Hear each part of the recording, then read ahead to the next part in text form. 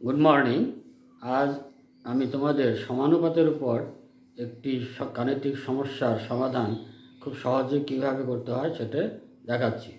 বোর্ডে এখানে একটা কোশ্চেন আছে যে 3টি ধনাত্মক পূর্ণ সংখ্যা যদি ক্রমিক সমানুপাতে থাকে এবং তাদের প্রান্তীয় পদ্ধতির গুণফলের বর্গ যদি 1296 হয়, তবে সংখ্যা তিনটি কী কী হতে পারে।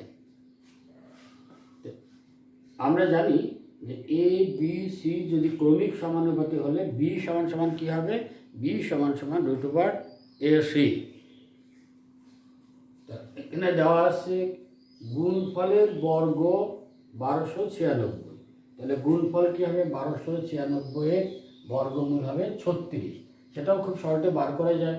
যেমন ধরো 1200 বর্গমূল, এইটাকে ভাগ করে দাও, তাহলে 12 আগে পূর্ণবর্গ সংখ্যা হলো 9, তার বর্গমূল 3। এবার এককের অঙ্ক 4ও হতে পারে, 6ও হতে পারে। যেহেতু এই সংখ্যাটা একটু বড়, এখানে এককের অঙ্ক হবে 6। তাহলে এভাবে খুব সহজে আমরা বর্গমূলটা করে নিতে পারি।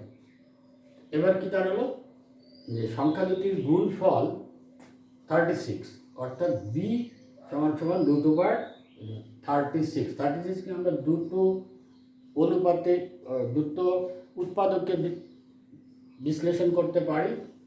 যেমন ধরো 36 4 9, 1 × 36, 2 × 18, 3 × 12, 6 × 6, এবং আরও অনেকগুলো সংখ্যা জোড়া করা যাবে যাদের গুণফল 36 যদি আমরা ভগ্নাংশ নেই।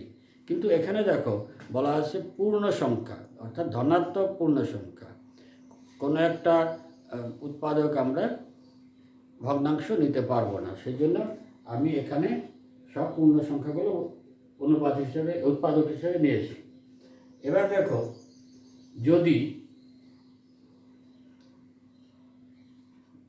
4:9 হয়, তাহলে এটার সাথে তুলনা করতে পারলে মানে কি, a সমান সমান 4, c সমান সমান 9। তাহলে a b c, b এখানে 36-এর বর্গমূল 6, b এখানে 6, তাহলে a b c হলো 4 6 9। আবার যদি এই জোড়া নেই তাহলে কি হবে, 1 আর 6 36, এই জোড়া মিলে 2, মাঝখানে 6 18, এই জোড়া মিলে 3, মাঝখানে 6 12, এই জোড়া নিলে 6 and 6 and 6। এই হলো তিনটে সংখ্যা যেটা আমাদের নির্ণয় করতে বলেছিল। এটা আবার এর রিভার্সও হতে পারে। ধরো এটাকে আমরা এই সজ্জায় লিখতে পারি 36 6 1, এটাকে আমরা লিখতে পারি 18 6 2, আবার এটাকে কি লিখতে পারি 12 6 3। এটা তো যা আছে এটাই থাকবে।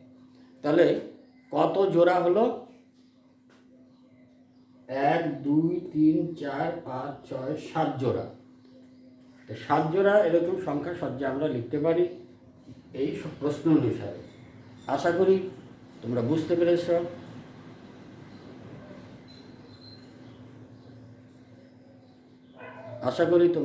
পেরেছ। আজকে এখানেই শেষ করছি। এর পরবর্তী ভিডিওতে আমরা অন্য কিছু আলোচনা করব।